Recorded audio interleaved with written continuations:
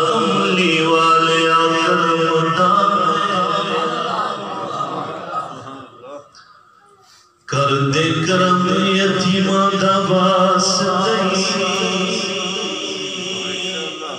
محبت کر کو سبحان اللہ کملی والے کرمدا ہے ویلا کر دے کرم یتیماں دا واسطے تیرے نام نال لگدیاں ہیں جڑیاں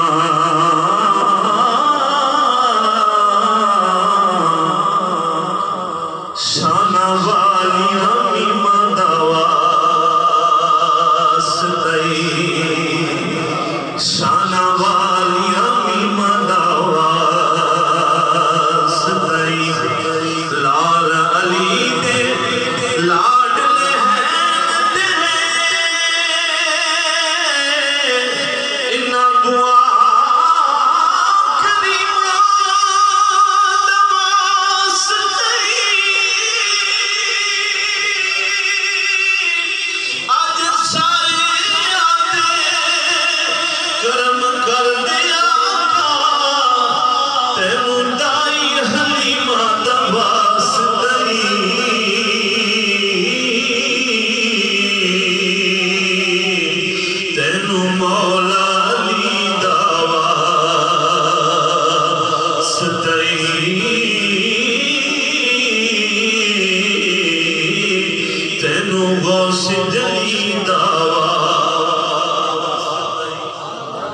کملی والیاں میں کملی تے کرم کر دے تینوں رحمت باری دا واسطے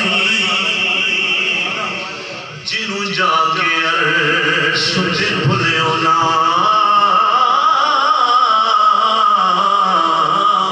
اس امت پیاری دا اس امت پیاری دا اور جنہیں غارج نگتے نگ کھانے اس یار دی یاری نواسطے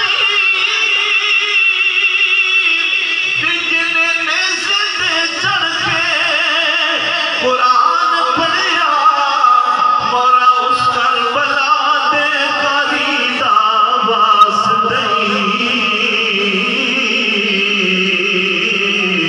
اس کربلا دے قاری دا واسطے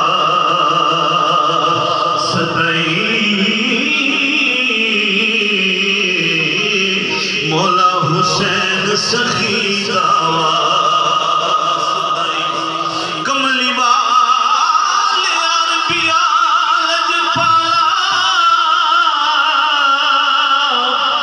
بڑے کرم کمائنی بھلا ہوگی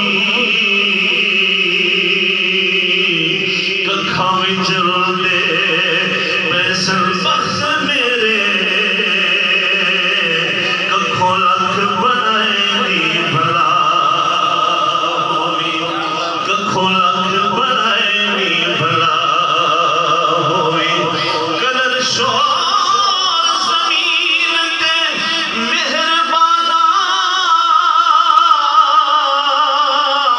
بوٹے پیار دے لائنی بھلا ہوگی سارا سارا پتا صفدر نو کی دیا دا پردے باندے پائنی بھلا ہوئی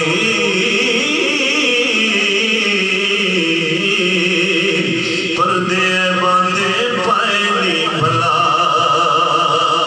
ہوئی اور کیونکہ آج ہم سب اپنے قریب لجوال آقا کے مقتے بن کے آئے ہیں اور ہم نے اپنے آقا کی در کی خیرات لینی ہے تو تمام حضرات اس کلام کے نام کے ساتھ شامل ہو جائے یہ کلام پیش کر رہا ہوں نیا کلام ہے کوئی کمی نہیں رہی کوئی کمی نہیں کچھ کما لیا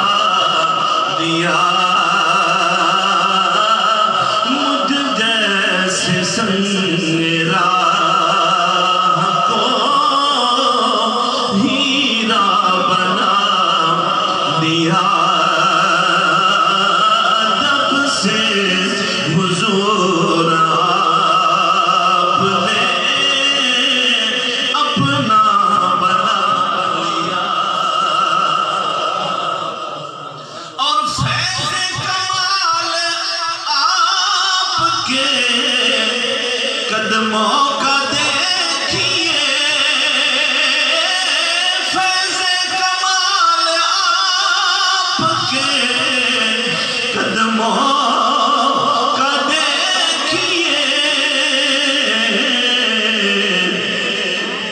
اس رب کی سرزمین کو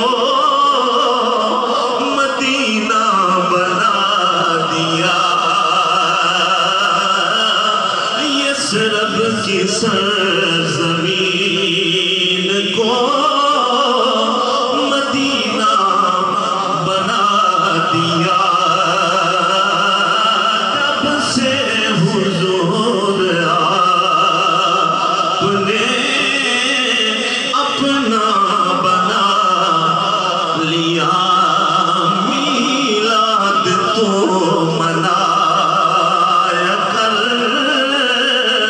سرکار آنگے۔ میلاد کی بزم میں اور میں انتہائی اختصار کے ساتھ اپنے کلام کو وائنڈ اپ کر رہا ہوں، اور چونکہ میلاد کی بزم ہے اور اس حوالے سے یہ دو تین اشعار سماعت فرمائیں۔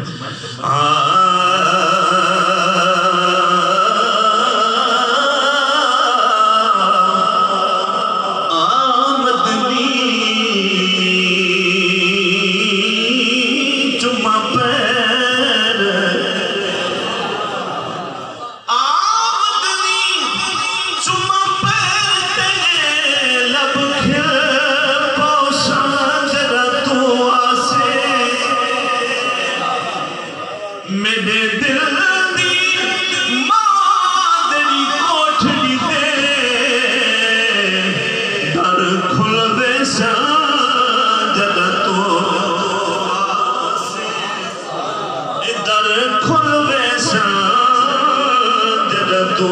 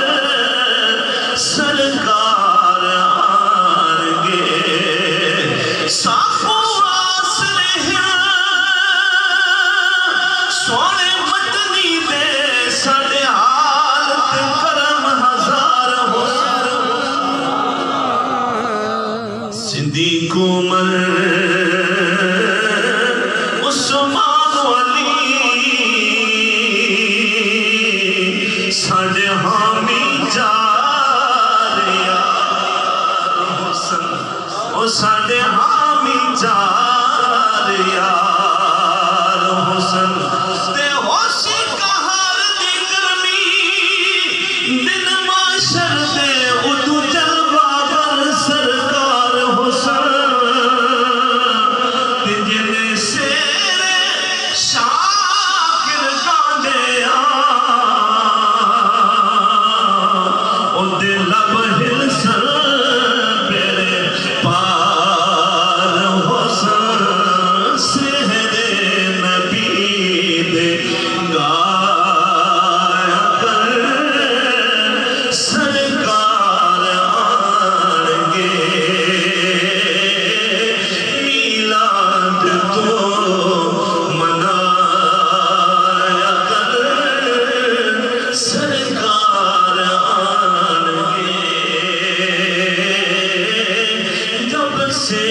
حضور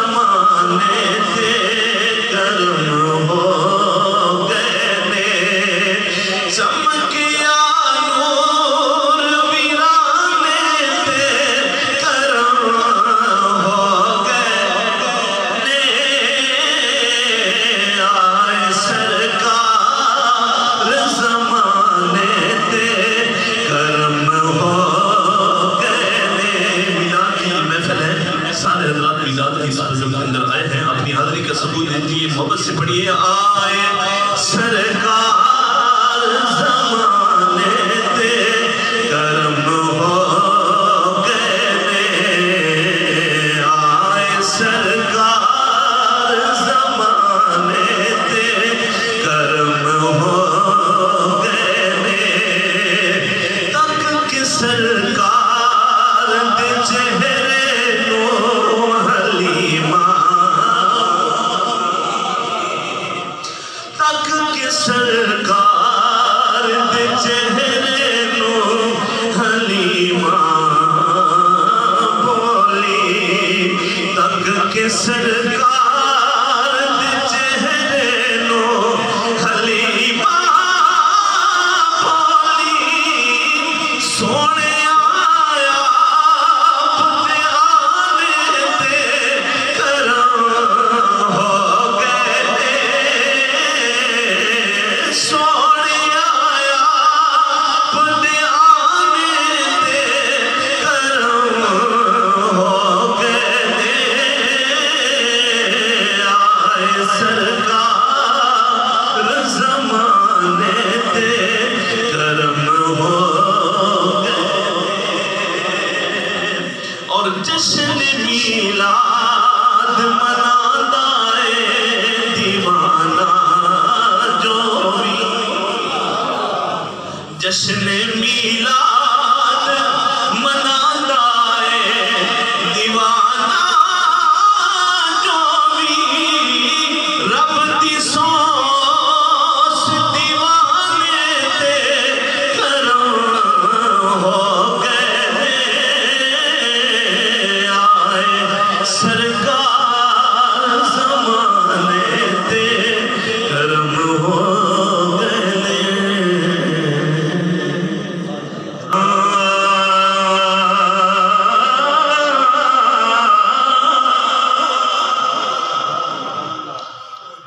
فضل تیرے نال لوہے دردے، مولا فضل تیرے نال لوہے دردے،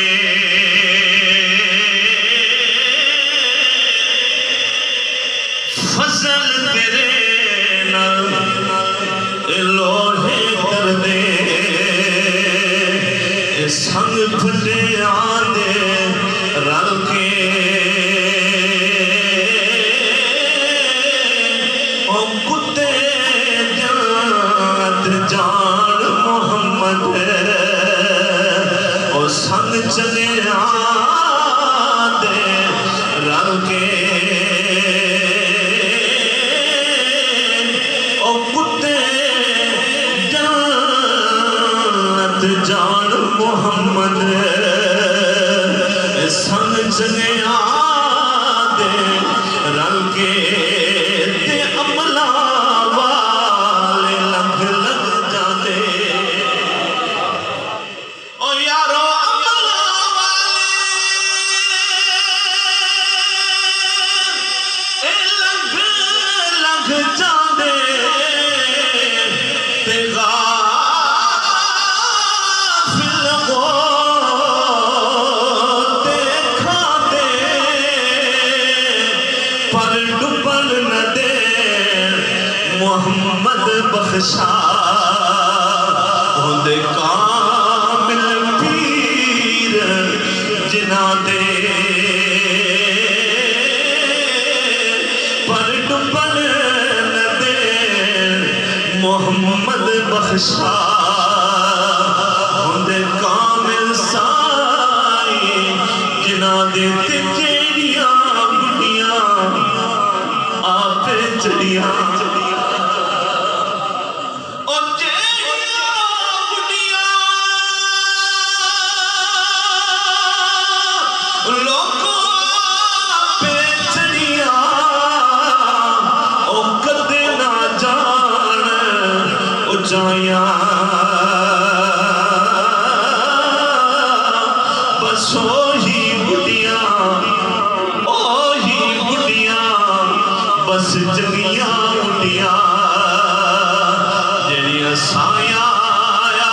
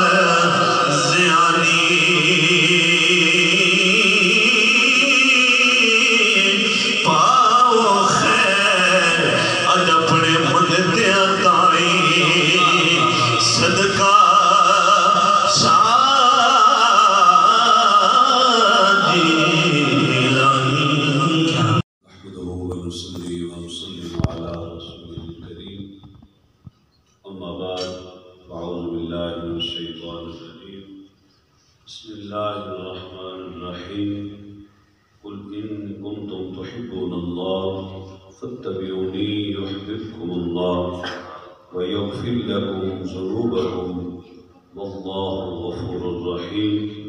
آمنت بالله صدق الله العظيم. إن الله وملائكته يصلون على النبي يا أيها الذين آمنوا صلوا عليه وسلموا تسليما. اللهم صل على سيدنا ومولانا محمد النبي الأمي وآله وبارك وسلم عليه. الصلاة والسلام عليك يا سيدي يا رسول الله وعلى آلك وأصحابك يا خاتم النبيين. صلاة کے بعد قابل احترام علماء کرام سناخان مصطفیٰ، نہایت ہی قابل صد احترام بزرگوں، بھائیوں، دوستوں، عزیزوں، حاضرین و سامعین، السلام علیکم ورحمۃ اللہ وبرکاتہ۔ آج کی یہ خوبصورت محفل مسجد ہادہ میں انعقاد پذیر ہے۔ میں مبارکباد پیش کرتا ہوں اپنے بھائی محترم جناب استاد محمد عمران صاحب کو، ان کے والد واجد کو، ان کی مسجد ہادہ کی جتنے بھی انتظامیہ ہے، محلدار ہیں، سب کو الحمدللہ بہت خوبصورت اہتمام۔ اور آج ان کی کچھ موسم بھی خراب اور ساتھ سے واپڈا وارن کا بھی موسم خراب، اس کے باوجود الحمدللہ بہت اچھا انتظام۔ اور مسجد میں کیونکہ میں مسجد ہادہ میں پہلی دفعہ یہ حاضر ہوا ہوں، تو مجھے تو یہ دیکھ کر یوں ہی محسوس ہو رہا ہے جیسے وہ مسجد حضرت شاہ ولایت میں بیٹھا ہوا ہے۔ سارا ڈیزائن کھڑکیوں کا، دروازے کا، ماشاءاللہ اللہ پاک ان بھائیوں کی اور بزرگوں کی، نوجوان ساتھیوں کی، اور جس نے بھی ان کے ساتھ اپنے مالک کے گھر کی تعمیر میں حصہ لیا یا اب بھی ساتھ دے رہے ہیں، اللہ پاک سب کے رزق میں بے حساب برکت عطا فرمائے۔ اور یقیناً ہمیں نبی کریم صلی اللہ علیہ وآلہ وسلم کی بارگاہ سے جو تعلیمات ملتی ہیں، اس میں یہ بہت بڑی خوش نصیبی ہوتی ہے ان بھائیوں کی جو اللہ کے گھر کے ساتھ اپنی محبت رکھتے ہیں، لگن رکھتے ہیں۔ تو یہ بڑی مبارکباد ہے۔ اللہ پاک اس مسجد کو اسی طرح آپ سب احباب کو آباد رکھنے کی توفیق عطا فرمائے، اور 5 وقت اپنے مالک کے حضور یہ پیشانی نماز کی صورت میں جھکانے کی توفیق عطا فرمائے۔ ہمارے مرکزی میلاد کمیٹی کے عہدیداران، ان سب احباب کو بھی مبارکباد پیش کرتا ہوں کہ ان دوستوں کی کاوش، ان کی یہ محنت کے شیڈول کے اندر الحمدللہ اس پروگرام کو بھی رکھا۔ اللہ رب العزت ہمیں آئندہ بھی اسی طرح اپنے نبی کے ساتھ اپنی چاہتوں اور اپنی محبتوں کا اظہار، حضور کے ذکر پاک کی محفلوں کا انعقاد کر کے حضور صلی اللہ علیہ وآلہ وسلم کی سنتوں پہ اور آپ صلی اللہ علیہ وسلم کی تعلیمات پہ عمل پیرا ہونے کی توفیق عطا فرمائے۔ قرآن مجید فرقان حمید سے میں نے پڑھا، قل ان کنتم تحبون اللہ۔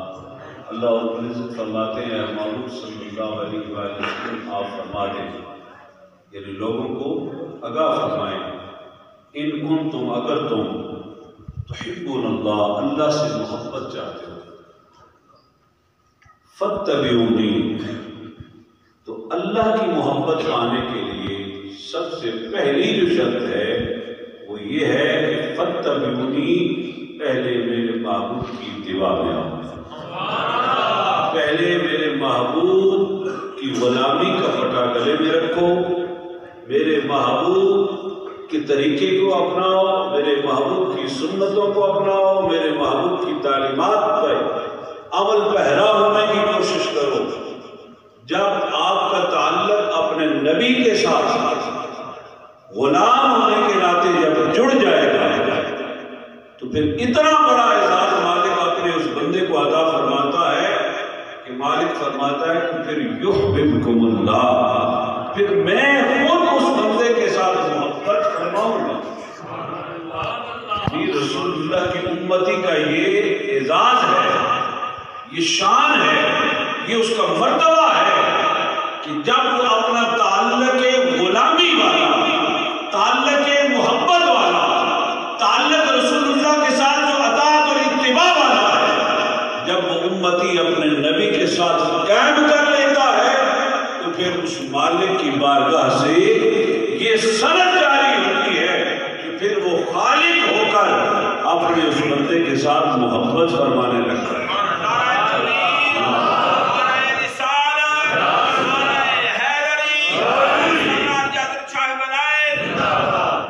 اور پھر فقط مالک کی محبت تک نہیں بلکہ وہ اپنی بخشش و مغفرت کے دروازے کھولتا ہے اپنے اس بندے کے لیے، وہ اپنی بخشش و مغفرت و نجات کے دروازے کھول کے اعلان کرتا ہے کہ واللہ غفور الرحیم، پھر اللہ کو وہ بڑا ہی غفور الرحیم پاتا ہے۔ خلاصہ اس کا یہ نکلا کہ اگر اپنے رب کو غفور الرحیم پانا چاہتے ہو تو پہلے اس کے محبوب کی رحمت کا حقدار بننا پڑے گا، یعنی تاجدار کائنات کی رحمت کا حقدار بنے بغیر وہ مالک غفور الرحیم نہیں ہوتا۔ اس کو غفور الرحیم پانا چاہتے ہو تو پہلے فاتبعونی میں عمل ہوگا، اس نبی آخر زمان صلی اللہ علیہ وآلہ وسلم کے ساتھ وفا کرنی پڑے گی۔ محمد کی غلامی دین حق کی شرط اول ہے، اسی میں ہو اگر ذرا بھی خامی تو سب کچھ نامکمل ہے۔ حضور نے ارشاد فرمایا لا ایمان لمن لا صلاۃ لہ ولا دین لمن لا صلاۃ لہ، جس کی نماز نہیں اس کا دین نہیں، جس کی نماز نہیں اس کا ایمان نہیں۔ پھر حضور فرماتے ہیں لا یؤمن احدکم حتی اکون احب الیہ من والدہ وولدہ والناس اجمعین، ہرگز کوئی اس وقت تک مومن نہیں ہو سکتا جب تک نبی کریم صلی اللہ علیہ وآلہ وسلم کے ساتھ اپنے ماں باپ، بیوی، بچے، مال، اولاد، گھر بار، ہر چیز سے بڑھ کر جب تک اپنا تعلق، اپنی محبت کا مرکز ذات مصطفیٰ صلی اللہ علیہ وسلم کو نہیں بنا لیتا، اس وقت تک وہ مومن نہیں ہو سکتا۔ حضور نبی کریم رؤوف الرحیم رحمت للعالمین صلی اللہ علیہ وآلہ وسلم مسجد سے باہر نکل رہے تھے تو ایک سائل سامنے حاضر ہوا، اس نے سوال کیا، اس نے عرض کیا یا رسول اللہ صلی اللہ علیہ وآلہ وسلم قیامت کب قائم ہوگی؟ حضور جانے کائنات صلی اللہ علیہ وآلہ وسلم نے اپنے وحی یوحا کے لبوں سے فرمایا اے قیامت کا پوچھنے والے بتا تو نے اس کے لیے تیاری کیا کر رکھی ہے؟ جس بات کی تو پوچھتا ہے، جو سوال تو کر رہا ہے، اس کے لیے تیرے پاس تیاری کیا ہے؟ لیکن یہاں سے کسی بندے نے لاہور جانا ہے تو ظاہری سی بات ہے، عقل مند وہی ہے کہ جو پہلے تیاری کرے گا۔ اگر 2-4 دن رہنا ہے تو کپڑے رکھے گا اپنے، پھر آنے جانے کا خرچ اپنی جیب میں رکھے گا، پھر دوست احباب کے نمبر بھی لے کے جائے گا کہ میں نے 3-4 دن وہاں ٹھہرنا ہے، میں وہاں اپنے فلاں جاننے والے کے ساتھ رابطہ کر دوں گا۔ تو حضور نبی کریم فرماتے ہیں اس سے پوچھنے والے سے کہ تو قیامت کے بارے میں پوچھ رہا ہے کہ کب قائم ہوگی، مجھے یہ بتا کہ تم نے اس کے لیے تیاری کیا کی۔ تو وہ عجز و انکساری میں عرض کرتا ہے یا رسول اللہ صلی اللہ علیہ وسلم نہ بہت زیادہ نمازیں، نہ بہت زیادہ صدقات و خیرات، اس سے بعد بندے غلطفہمی کا شکار بھی ہو جاتے اور الٹا مطلب لینے لگ جاتے۔ اس سے مطلب اس سوالی کا یہ نہیں تھا کہ میرے پاس کوئی نمازیں نہیں، کوئی صدقات و خیرات نہیں۔ اگر یہ بات ہوتی تو حضور یہ کبھی بھی نہ فرماتے لا ایمان لمن لا صلاۃ لہ ولا دین لمن لا صلاۃ لہ، جس کی نماز نہیں اس کا ہرگز دین نہیں، جس کی نماز نہیں ہرگز اس کا ایمان نہیں، بلکہ یہ اس بندے کی جو انکساری ہے کہ میری نمازیں اور میرے صدقات و خیرات کیا حقیقت رکھتے ہیں۔ اس سے مطلب یہ نہیں کہ ان چیزوں کی ضرورت نہیں، یہ مسلمان کے لیے فرض ہے، 5 وقت کی نماز فرض ہے، یہ اس کی عزت و انکساری ہے کہ حضور کے سامنے عرض کرتا ہے کہ یا رسول اللہ مجھے نمازوں اور صدقات و خیرات پہ اتنا مان نہیں، مان ہے تو اس چیز پہ ہے کہ یا رسول اللہ میں اللہ اور اللہ کے رسول سے محبت کرتا ہوں. یعنی یہ اس کی جو انتصاری کا اظہار ہے کہ نمازیں ہیں، صدقات و خیرات ہیں، لیکن ان پر مان نہیں کہ نجات ہو جائے گی. مان ہے تو کس پہ ہے؟ اللہ کے رسول پر مان ہے.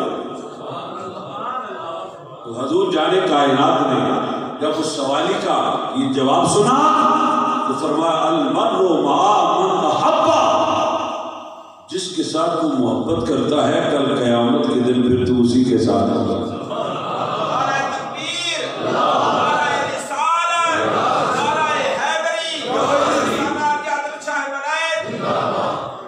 آؤ حضور کی محبت اس دل میں بساؤ.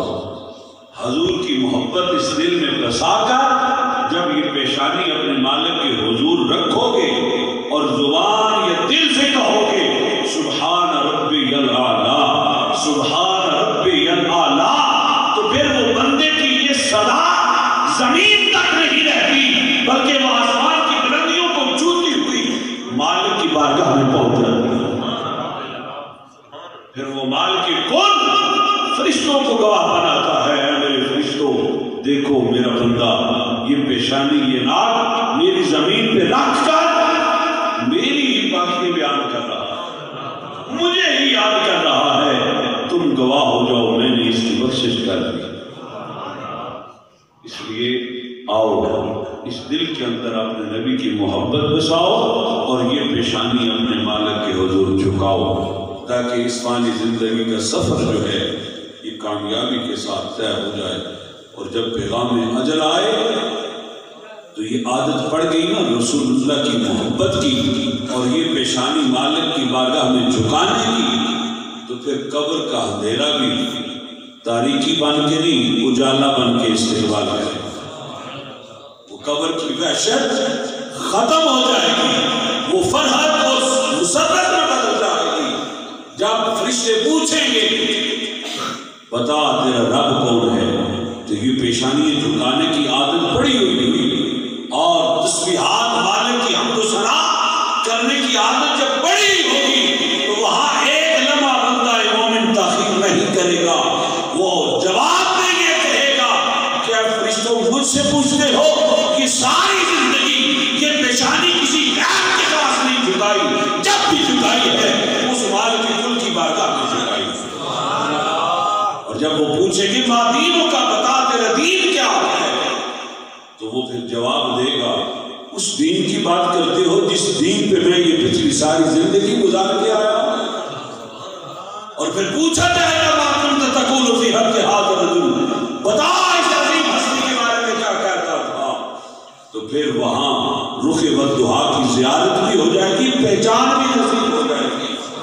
اور اس دل کے اندر اپنے نبی کی محبت بسانے والا ایک لمحے میں پکار اٹھے گا ہوا رسول اللہ صلی اللہ علیہ وسلم. ان کے بارے میں پوچھتا ہے، انہی کا تو ذکر کرتے کرتے یہاں پہنچا ہوگا. اس لیے آؤ یہ طریقہ اختیار کرو، اس راستے پہ آؤ، اس دل میں اپنے نبی کی محبت بساؤ اور یہ پیشانی اپنے مالک کی بارگاہ میں بچھاؤ. اللہ پاک مجھے اور آپ سب کو دل بڑا ہو جاتا ہے جب میرے دائیں بائیں علماء بیٹھے ہوتے ہیں، کیونکہ میں نے 27 سال نصیر ملت کے ساتھ گزارے اور بڑے بڑے علماء کی صحبت بھی کی ہے الحمدللہ. میں کس کس کا نام آپ کو بتاؤں. ایک قرآنی آیت کا ترجمہ تو نہیں میں کہہ سکتا لیکن ایک ریفرنس پیش کرتا ہوں. توجہ ہے آپ کی. ما کان اللہ لیعذبہم وانت فیہم. ایک کدے سوچے ہیں پیپر کی امتہ نے جسے گناہ کرنی ہے سنتے چیلے بگڑ جاتے تھے ان کے کاٹتے ایسی بھی کچھ نہیں کرنے ہیں. کیا کچھ نہیں کرتے ہم، لیکن اتکو ملک امتیاز صاحب نے منہ سے داڑھی نہیں تھی جس وقت بیان الطارف سے. ماشاءاللہ آج بھی ان کا چہرہ چمک رہا ہے. کیوں چمک رہا ہے کہ وانت فیہم، ہمارا ایمان ہے رسول اللہ ہم میں موجود ہے اور قیامت تک موجود ہے. یہ قرآنی آیت کا یہ سنیے گا، حال دل کس کو سنائے،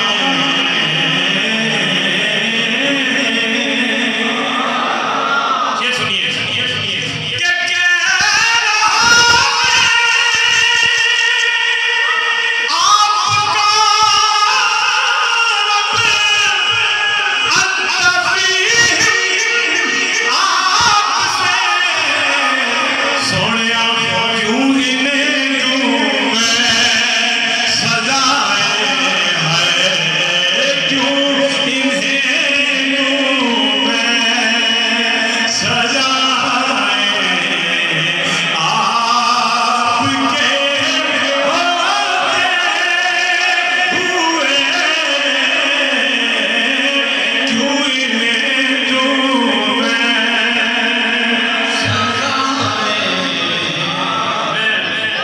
بڑی جلدی جلدی پڑھا، مجھے بڑے کلام پڑھنے ہیں۔ ملک صاحب فرمایا بھی 9:15 بجے تو ختم کرنا تھے، آدھا گھنٹہ میں الحمدللہ بڑا لمبا پڑھنے والا آدمی، اللہ کا فضل ہے، اور یہ میرے سیدہ پاک کی جوتیوں کا صدقہ ہے، میرے مولا کی عطا ہے الحمدللہ۔ یہ فخریہ نہیں میں بتاتا، یہ تحدیث نعمت کے طور پہ بتاتا ہوں۔ میں نے اس دن بھی کہا، شاہ صاحب موجود تھے کہ 44 سال سے میں پڑھنے ہو گیا الحمدللہ، بڑے بڑے ناظران جی جمع ہی کوئی نہیں سن، جس وقت کا میں نے پڑھنا شروع کیا، اللہ کا فضل ہے، اور پڑھنا تھی رکھ کے اللہ کے فضل سے، اس لیے کہ ونفعنا لک ذکرک۔ پیر نصیر الدین شاہ صاحب کہا کرتے تھے اور تھوڑا تھلے پڑھا کر، میں کہا جی رب نے اس کی شان تھلے رکھی کہ میں تھلے پڑھا، میں کہا مجھے اللہ نے جتنی آواز دیا میں اتنی قوت کے ساتھ پڑھتا ہوں، اس لیے کہ رب اپنی شان کے مطابق اپنے محبوب کا ذکر بلند کرتا ہے۔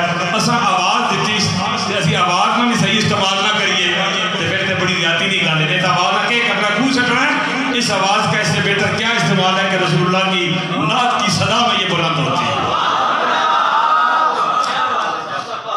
قیامت کا دن ایک شعر، یہ شاعری ہے اس کی تھوڑی سی، علماء بیٹھے ہیں نا، ان کی دعا لینے کے لیے سادات بیٹھے ہوئے ہیں، ہم نے انہی سے سنا ہے کہ فقط اتنا سبب ہے انعقاد بزم محشر کا کہ ان کی شان محبوبی دکھائی جانے والی ہے، کیا نا پھٹے ہیں نا فخر نہ کہنی پھٹے ہیں جی، شان محبوبی دکھائی جانے والی ہے۔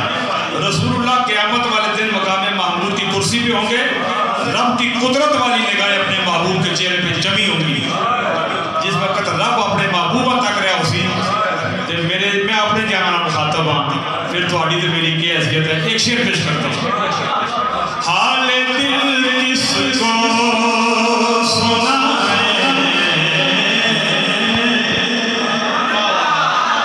کہ شان محبوبی دکھائی جا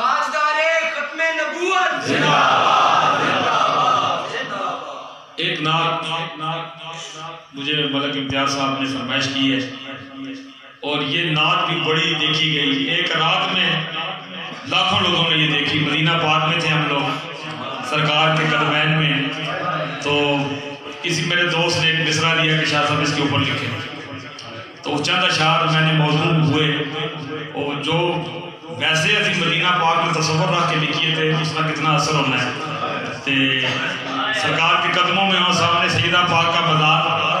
تو یہ چند شعر ہیں، کیونکہ میرا اپنا ایک انداز ہے لکھنے کا، میں اس سے نیچے نہیں آ سکتا، یہ میری مجبوری ہے، کیونکہ اگر یہ کسی دنیا دار کا قصیدہ ہوتا تو پھر جو مرضی ہم لکھتے، لیکن یہ نبیوں کے سردار کا قصیدہ ہے، اس لیے اس پہ کوئی کمپرومائز ہم نہیں کر سکتے۔ لفظوں کے چناؤ میں بھی میں پتہ نہیں کتنی باری لکھنا تھا، کتنی باری کٹنا ہوں میں۔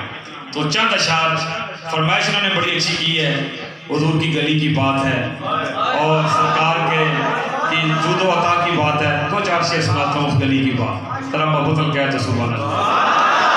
ہے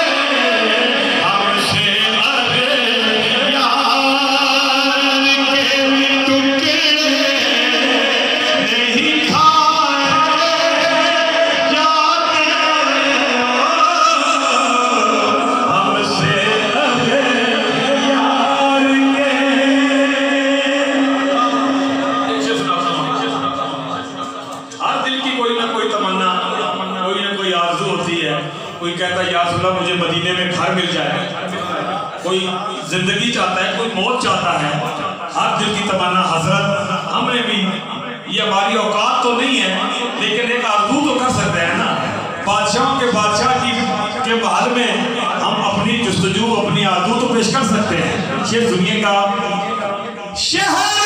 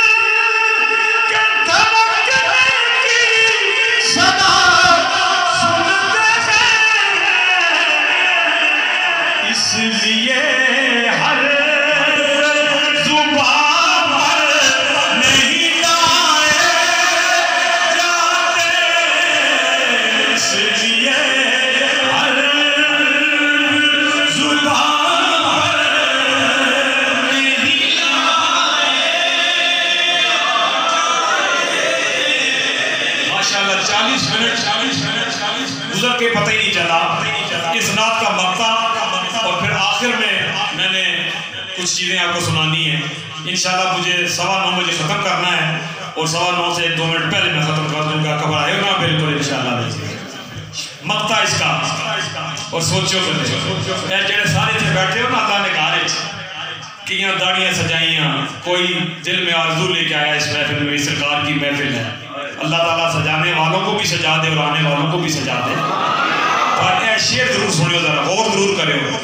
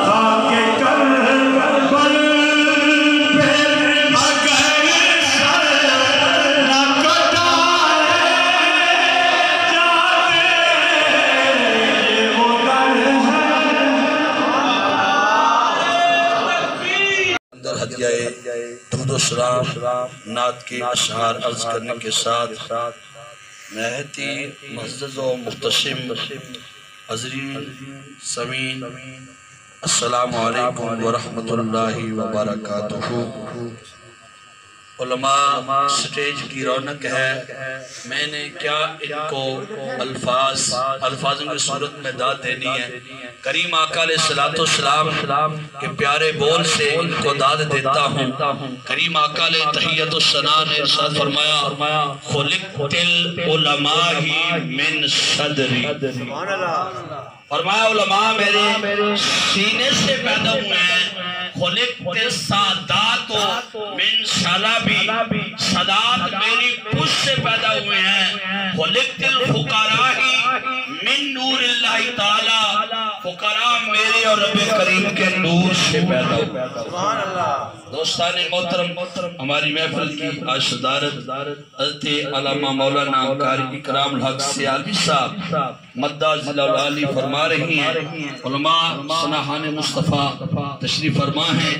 وقت قلیل ہے, چند باتیں سیرت نبی صلی اللہ علیہ وسلم کے حوالے سے میں گوش گزار کرنا چاہتا ہوں. بابو الفت صاحب بڑے پیارے سناخان ہیں, ہمارے محسن ہیں, دوست ہیں, بھائی ہیں. تو آئیے محفل سجا کر یہ کہہ رہے ہیں جتنا دیا سرکار نے مجھ کو اتنی میری اوقات نہیں.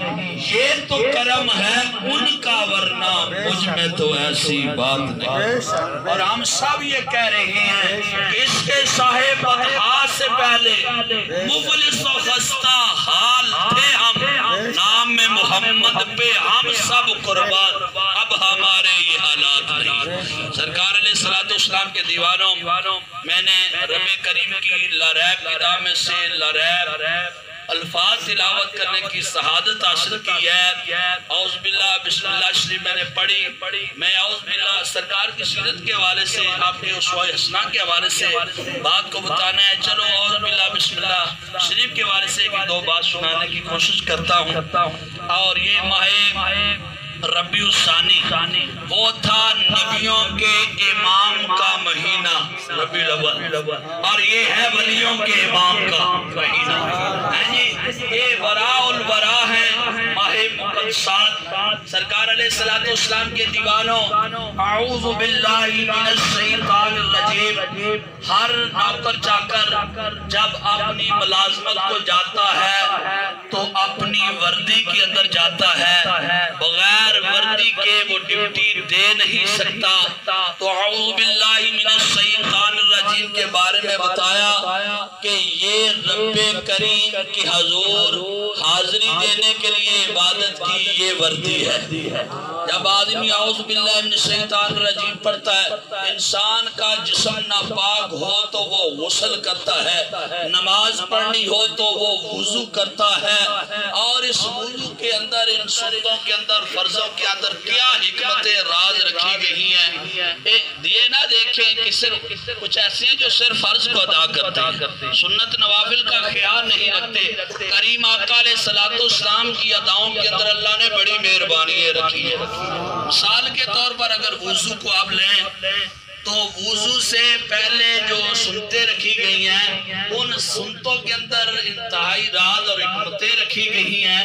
میں ایک صرف وضو کی طرف سے اشارہ دے کر بات کو آگے چلانے کی کوشش کرتا ہوں کہ کہا گیا ہے کہ وضو کے لیے پانی ٹھنڈا بھی نہ ہو زیادہ کہ وضو کرنے سے اس پانی کے ساتھ بیماری نہ لگ جائے، ٹھنڈا ہو جائے، سردی نہ ہو جائے اور تکلیف نہ بن جائے، اور گرم بھی زیادہ نہ ہو کہ زیادہ گرم ہونے کی وجہ سے جسم نہ جل جائے۔ فرض ہے وضو کے اندر چہرے کا دھونا، لیکن اس سے پہلے سنتے رکھی گئی کہ ہاتھوں کو دھونا، اور پانی کے پاک ہونے کے لیے شرطیں رکھی گئی ہیں کہ اس کی رنگت بھی ٹھیک ہو، اس کی بو بھی ٹھیک ہو، اس کا ذائقہ بھی ٹھیک ہو۔ تو دیکھیں کیسے کریم آقا علیہ السلام کی سیرت بتاتی ہے، کیسا آپ کا طریقہ کار بتاتا ہے۔ کہا انسان جب اپنے ہاتھوں کو دھوئے گا تو اسے پتہ چل جائے گا پانی ٹھنڈا ہے یا کہ تتا ہے، تو باقی جسم جلنے سے وہ بچ جائے گا۔ دوسری حکمت، دوسری سنت کے اندر رکھی گئی کہ کلی کرنا۔ کہا منہ کے اندر جب پانی ڈالے گا تو اس کا ذائقہ پتہ چل جائے گا کہ اس کا ذائقہ ٹھیک ہے یا خراب ہے، یہ وضو کے قابل ہے یا کہ نہیں۔ اور تیسری سنت رکھی گئی کہ ناک کے اندر پانی کو چڑھایا جائے، ڈالا جائے، تو جس سے اس کی بو کا پتہ چل جائے کہ بدبودار تو نہیں۔ دیکھیں کریم آقا علیہ السلام کی اداؤں کے اندر بڑے راز اور حکمتیں رکھی گئی ہیں۔ آقا علیہ السلام نے فرمایا جو اعوذ باللہ من الشیطان الرجیم پڑھتا ہے نا تو گویا اس کی قلبی نجاست دور ہو جاتی ہے، یعنی شرک اس سے دور ہو جاتا ہے۔ اور ایک اور مزے والی بات علماء نے لکھی ہے، تفسیر نعمی، تفسیر البیان اور تفسیر عزیزی، تفسیر کبیر کے اندر مختلف تفاسیر کے اندر بندہ نے چیز کو پڑھنے کی سعادت حاصل ہوئی۔ کہا گیا ہے کہ سرکار علیہ السلام کے دیوانوں کہ جسم کو پاک کرنے کے لیے پانی، نماز پڑھنے کے لیے وضو، تاکہ پاکیزگی حاصل ہو جائے، لیکن رب کا نام لینے کے لیے اعوذ باللہ من الشیطان الرجیم پڑھ لیا جائے، بسم اللہ الرحمن الرحیم پڑھ لیا جائے، تو قلبی پاکیزگی، زبان کی پاکیزگی مل جاتی ہے، اور ایک عاجزی کا اظہار ہو جاتا ہے۔ میرے مالک شیطان بہت بڑا مکار ہے، بہت بڑا دھوکے باز ہے، اے اللہ تیرے نام سے شروع کرتے ہیں، اور پہلے اعوذ باللہ سے کہتے ہیں اللہ ہم کو شیطان مردود سے بچا لے۔ ہمارے پاس اتنی طاقت نہیں کہ ہم اس کو رد کریں، دور کریں، لیکن اگر تو کرم فرما دے تو ہم سے دور ہو سکتا ہے اور تیری حفاظت میں آ سکتا ہے۔ اور بسم اللہ الرحمن الرحیم کے بارے میں استاد محترم کیا کہنا، اعوذ باللہ من الشیطان الرجیم کے حوالے سے میں نے پڑھا ہے، اور میں آج ہی پڑھ رہا تھا کچھ دیر پہلے۔ سرکار علیہ السلام کے دیوانوں کہا، حضرت حسن رضی اللہ تعالیٰ عنہ آپ فرماتے ہیں جو آدمی اعوذ باللہ من الشیطان الرجیم کو خلوص نیت سے پڑھ لیتا ہے تو اللہ کیا فائدہ عطا فرماتا ہے۔ کہا کہ 300 پردے انسان اور شیطان کے درمیان ڈال دیتا ہے کہ پھر شیطان اسے کوئی دھوکہ نہیں دے سکتا۔ صرف اعوذ باللہ ایک مرتبہ پڑھی، صبح سے شام تک رب کی حفاظت میں سر آ جاتا ہے۔ اور آگے جا کر سرکار صلی اللہ علیہ وسلم کے دیوان لوگ بستان التفسیر کے اندر ہے، علامہ اسماعیل حقی رحمت اللہ تعالیٰ علیہ نقل فرماتے ہیں آپ فرماتے ہیں جو 10 مرتبہ صبح کو اعوذ باللہ من الشیطان الرجیم پڑھ لیتا ہے تو اللہ کرم نوازی فرماتا ہے ایک فرشتہ پیدا فرما دیتا ہے اور اس فرشتے کی ڈیوٹی لگا دیتا ہے، اے فرشتے صبح سے لے کر شام تک اس کے ساتھ رہنا ہے، جب بھی کوئی کام کرے نا اس کام کے اندر شیطان کو داخل نہیں ہونے دینا ہے۔ اگر بسم اللہ الرحمن الرحیم کی طرف دیکھا جائے تو اس کی تو کیا شان ہے، کیا مقام ہے۔ اللہ تفسیر کبیر کے اندر امام فخر الدین رازی رحمۃ اللہ تعالیٰ فرماتے ہیں، تفسیر نعمی کے اندر مفتی احمد یار خان نعمی گجراتی فرماتے ہیں، اور تفسیر البیان کے اندر علامہ اسماعیل حقی رحمۃ اللہ تعالیٰ نقل فرماتے ہیں، آپ فرماتے ہیں اللہ تبارک و تعالیٰ کے 3000 نام ہیں۔ کتنے نام ہیں؟ 3000 نام ہیں، اور جو 3000 اللہ تبارک و تعالیٰ کے نام ہیں ان 3 میں سے 1000 نام ایسے ہیں جن کو صرف فرشتے جانتے ہیں۔ سبحان اللہ۔ 1000 نام ایسے ہیں جو انبیاء کرام علیہ السلام جانتے ہیں، اور 300 نام مبارک تورات کے اندر آئے ہیں، 300 نام انجیل کے اندر آئے ہیں، 300 نام زبور کے اندر آئے ہیں، 99 نام قرآن مجید فرقان حمید کے اندر آئے ہیں، اور ایک نام ایسا ہے وہ رب ہی جانتا ہے۔ لیکن آگے جا کر مزے والی بات یہ بتائی ہے کہ جو آدمی بسم اللہ الرحمن الرحیم پڑھے گا، رب کے 3 ناموں کا ذکر کرے گا، اسے 3000 نام لینے کا ثواب مل جائے گا۔ یار اعوذ باللہ بسم اللہ شریف کے اندر اتنی برکتیں ہیں، اتنے فوائد ہیں، تو کریم آقا کی باقی سیرت کے اندر کتنے فوائد ہوں گے۔ سرکار علیہ السلام کی دیوانوں کریم آقا علیہ السلام معراج کی رات گئے نا تو سدرۃ المنتہا پر دیکھا کہ دودھ کی نہریں، شہد کی نہریں، شراب کی نہریں یہ جاری ہیں۔ تو آقا علیہ السلام نے کہا یہ کہاں سے آ رہی ہے؟ جبرائیل علیہ السلام سے پوچھا، کہا چلیے بتاتے ہیں۔ تو لے گئے بہت بڑا درخت سدرۃ المنتہا، اس کے نیچے ایک عمارت بنی ہوئی، اور اس عمارت کو دیکھنے کے لیے اس کا دروازہ، اور کہا کہ اسے کھولیں، تو کہا اس کو کھولنے کے لیے چابی نہیں لگتی، چابی نہیں لگتی، بسم اللہ الرحمن الرحیم کی ضرب لگتی ہے۔ بسم اللہ الرحمن الرحیم پڑھیے، ید اللہ فوق عینہم، پھر اس ہاتھ مبارک کو آگے بڑھائیں، تالے کو رکھیں، تالا کھل جائے گا۔ تالے پہ بسم اللہ الرحمن الرحیم پڑھ کر کریم آقا علیہ السلام نے ہاتھ رکھا، تالا کھل گیا۔ جب تالا کھلا تو اندر دیکھا 4 ستون تھے، ہر ستون پہ بسم اللہ الرحمن الرحیم لکھا ہوا تھا، اور بسم اللہ کی ہاتھ سے پانی کی حوض کوثر کی نہر جاری تھی۔ اور جناب بسم اللہ، اور آگے الرحمن، بسم اللہ، اللہ کی جو ہاں ہے اس ہاتھ سے، اللہ کے اس ہاتھ سے دودھ کی نہر جاری تھی۔ رحمان کی میم سے شرابن طہورا کی نہر جاری تھی، اور رحیم کی میم سے شہد کی نہر جاری تھی۔ سرکار علیہ السلام نے فرمایا جو میرا امتی خلوص نیت سے ہر نیک کام سے پہلے بسم اللہ الرحمن الرحیم پڑھے گا، اسے اللہ تبارک تعالیٰ جنت میں 4 نہروں کا فائدہ عطا فرمائے گا۔ سرکار علیہ السلام کے دیوانوں کریم آقا علیہ السلام کی سیرت صحابہ نے عملی طور پر اپنا کر نمونہ بن کر بتایا ہے۔ سرکار علیہ السلام کے دیوانوں اگر سرکار علیہ السلام کے صحابہ میں خلفائے راشدین کو دیکھا جائے تو حضرت ابو بکر صدیق رضی اللہ عنہ جب امیر بنایا گیا تو حضرت ابو بکر صدیق رضی اللہ تعالیٰ عنہ آپ کپڑے کی تجارت کرتے تھے، کپڑا بیچتے تھے، کپڑے کی گٹھڑی کو اٹھایا، چلنے لگے۔ دوستوں نے کہا اب کپڑا نہیں بیچنا ہے، آپ نے یہاں رہ کر لوگوں کو قرآن و حدیث کے مطابق، شریعت کے قانون کے مطابق چلنے کی رہنمائی فرمانی ہے۔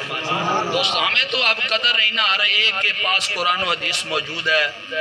پہلے تو کتابوں میں پڑھتے تھے، اب موبائلوں میں۔ ان پڑھ بندوں کا بھی اعتراض ختم ہو گیا، ہمیں کوئی پڑھانے والا نہیں، بتانے والا نہیں۔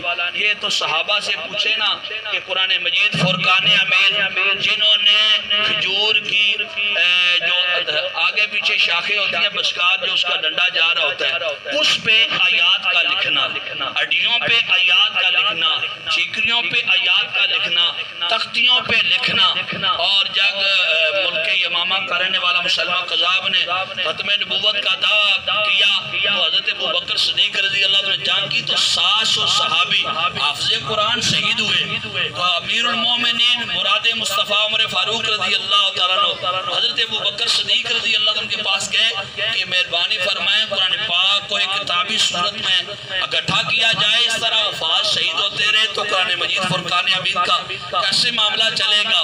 تو یہ رائے پیش کی تو انہوں نے قبول فرمائی. المختصر پھر وہ دور عثمان غنی رضی اللہ عنہ آیا کہ اس دور کے اندر حضرت عثمان غنی رضی اللہ عنہ کے ہاں ایک نسخہ تیار ہو گیا. پھر ایک نسخے سے مختلف صحابہ جب قرات کرتے تھے تو قرآن کے الفاظ کے ساتھ جو تفسیریں بیان کی جاتی تھی وہ الفاظ بھی لگاتے تھے. تو کہا کہ اس میں بھی اختلاف ہوگا, جو الفاظ ہیں انہی کو ایک کتابی صورت میں کیا جائے تاکہ جو ساتھ تفسیر کرنے کے لیے الفاظ لگائے گئے ہیں وہ علیحدہ ہو جائے. پھر دوستان محترم یہ حضرت عمر فاروق رضی اللہ عنہ, پھر آپ کی بیٹی حضرت حفصہ رضی اللہ تعالی عنہا مومنوں کی ماں ان کے پاس رہا. پھر زیادہ قرآن پاک اس کو دے کر لکھے گئے. المختصر جو حجاج بن یوسف کا زمانہ ہے وہاں تک قرآن مجید فرقان حمید پر زیر زبر شد مد صورتوں کے نام سپاروں کے نام نہیں تھے دیے ہوئے. تو پھر ابو اسود دولی تابعی رضی اللہ تعالیٰ عنہ انہوں نے قرآن پاک پر زیر زبر شد تنوین لگائیں اور خلیل ابن احمد انہوں نے مد اور وقف لگائے. اور ممنون عباسی کے دور کے اندر یہ 30 سپارے اور صورتیں اور رکوع کے بارے میں اس بات کو کیا گیا اس ترتیب کے ساتھ.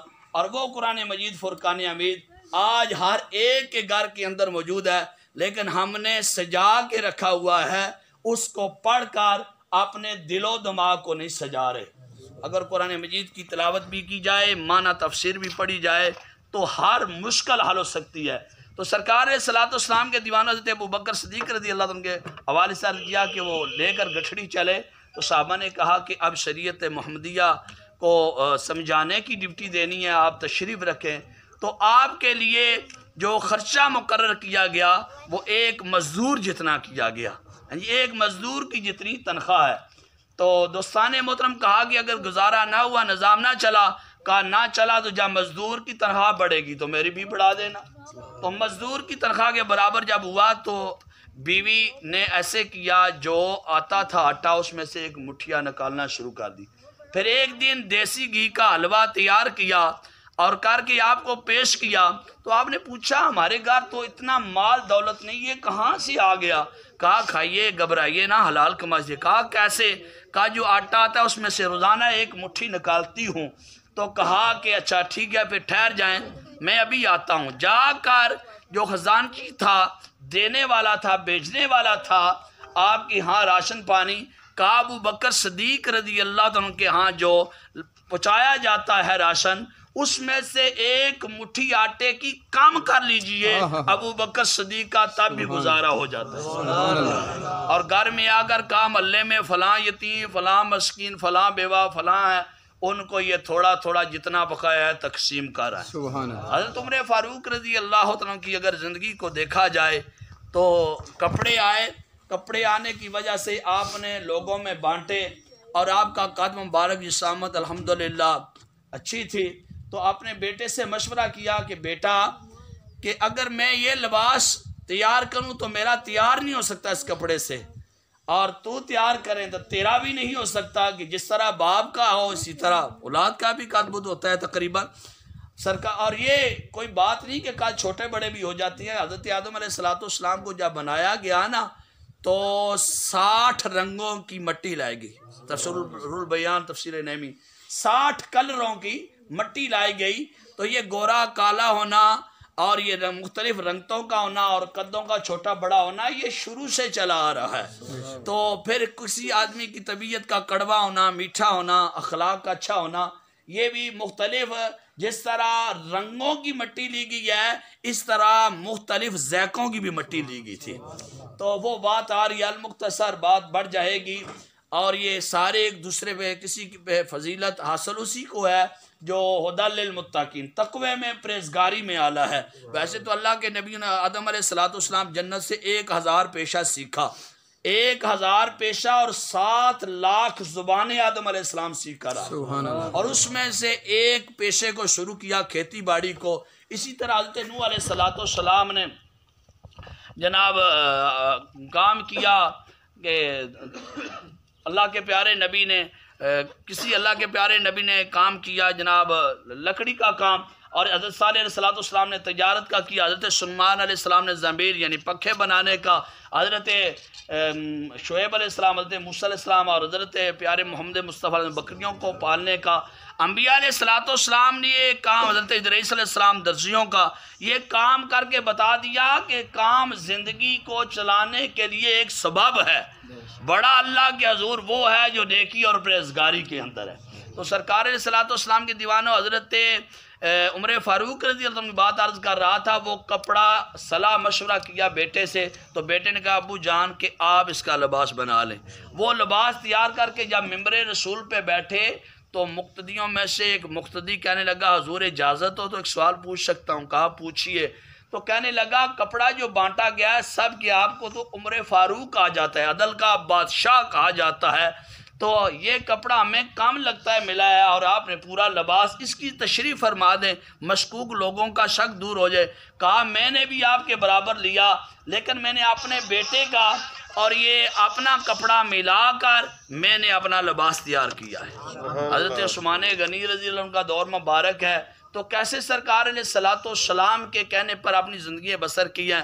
آپ جب دین اسلام کو پھیلانے کے لیے آپ مطالعہ کرتے تھے، قرآن پڑھتے تھے، حدیث مبارکہ پڑھتے تھے، مسائل اخذ کرتے تھے، تو حضرت عثمان غنی رضی اللہ عنہ جب مکمل ہوتا تھا کام تو پھر جو دیا جل رہا ہوتا تھا اسے پھونک لگا کر بجھاتے نہیں تھے بلکہ اپنے ہاتھ سے فوراً بجھا دیتے تھے، حالانکہ ہاتھ کے ساتھ بجانے سے ہاتھ جلتا ہے۔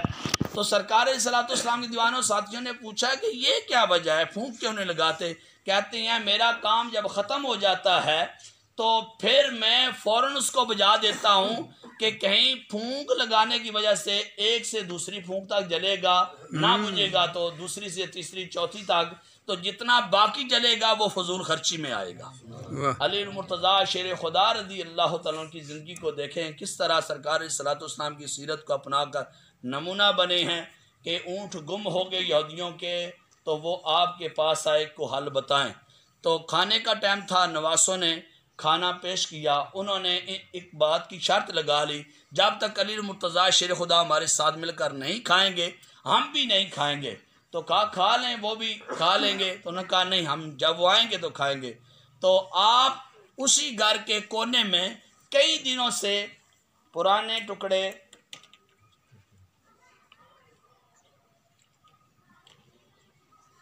ٹکڑوں کو اٹھائے ہوئے پانی میں ڈبو کر کھا رہے تھے اور ان کو تازہ کھانا کھلا رہے تھے۔ آپ کی سیرت کو دیکھ کر انہوں نے اسلام کو قبول کر لیا۔ اس لیے اگر ہم مسلمان سرکار علیہ السلام کے اسوہ حسنہ کے مطابق عملی طور پر زندگی بسر کرنا شروع کر دیں تو پھر سب سے زیادہ انسان کے اخلاق اور کردار سے اسلام پھیلتا ہے، اور 90 لاکھ کفار کو مسلمان کرنے والے حضرت خواجہ معین الدین چشتی اجمیری رحمۃ اللہ تعالیٰ نے تلوار سے نہیں اپنے اخلاق اور کردار سے لوگوں کو راہ راست پہ لایا ہے۔ دوستان محترم، یہی پیغام ہے کہ آقا علیہ السلام کی شریعت کو جانا جائے اور اس پہ عمل کر کے اپنی قبر اصل کو سنوارا جائے۔ مجھے جو وقت دیا گیا تھا میں اس کو ملحوظ نظر رکھتے ہوئے اپنی بات کو علامہ اقبال رحمۃ اللہ تعالیٰ علیہ کے شعر پہ ختم کرتا ہوں۔ کی وفا تو نے محمد سے تو ہم تیرے ہیں، کی وفا تو نے محمد سے تو ہم تیرے ہیں، یہ جہاں کیا چیز ہے لوح قلم تیرے ہیں۔ اللہ تعالیٰ کے حضور دعا کرتے ہیں میرا مالک ہم سب کا یہاں آنا دین و دنیا قبر حشر کے لیے بہتر بنائے، اور بابو عرفت صاحب کو اللہ تبارک و تعالیٰ دن دگنی رات چگنی ترقیاں نصیب فرمائے۔ اللہ تبارک و تعالیٰ ان کے برادر محترم خطیب اعظم حضرت علامہ مولانا فضل الرحمان چشتی صاحب کو اللہ تبارک و تعالیٰ صحت کاملہ اجرا نصیب فرمائے، ان کے والد محترم کے درجات کے اندر بلندیاں عطا فرمائے۔ میں احباب کا نام نہیں جانتا